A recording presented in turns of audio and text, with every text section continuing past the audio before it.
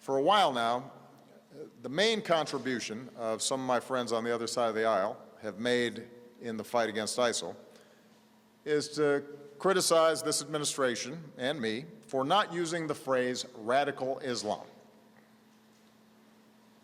That's the key, they tell us. We can't beat ISIL unless we call them radical Islamists. What exactly would using this label accomplish? Calling a threat by a different name does not make it go away.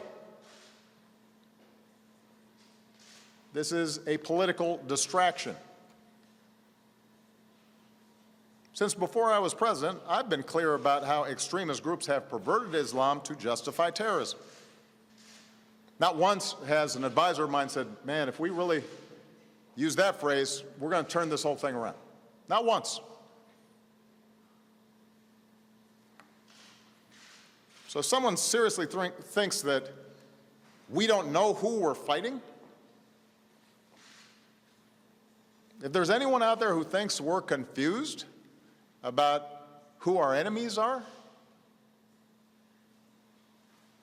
that would come as a surprise to the thousands of terrorists who we've taken off the battlefield. The intelligence and law enforcement officers who spend countless hours disrupting plots and protecting all Americans,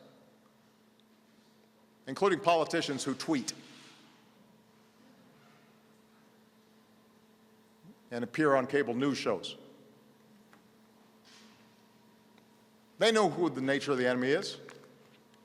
There's no magic to the phrase radical Islam. It's a political talking point. It's not a strategy. Now, up until this point, this argument about labels has mostly just been partisan rhetoric. And sadly, we've all become accustomed to that kind of partisanship, even when it involves the fight against these extremist groups. And that kind of yapping has not prevented folks across government from doing their jobs, from sacrificing and working really hard to protect the American people. But we are now seeing how dangerous this kind of mindset and this kind of thinking can be. We're starting to see where this kind of rhetoric and loose talk and sloppiness about who exactly we're fighting, where this can lead us. We now have proposals from the presumptive Republican nominee for President of the United States to bar all Muslims from emigrating to America. We hear language that singles out immigrants and suggests entire religious communities are complicit in violence. Where does this stop? The Orlando killer, one of the San Bernardino killers, the Fort Hood killer, they were all U.S. citizens.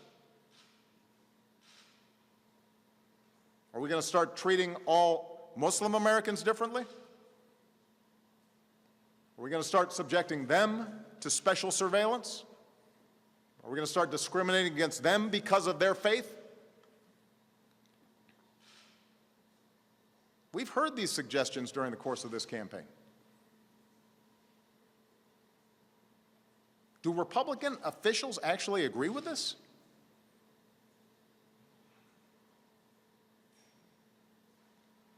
Because that's not the America we want. It doesn't reflect our democratic ideals.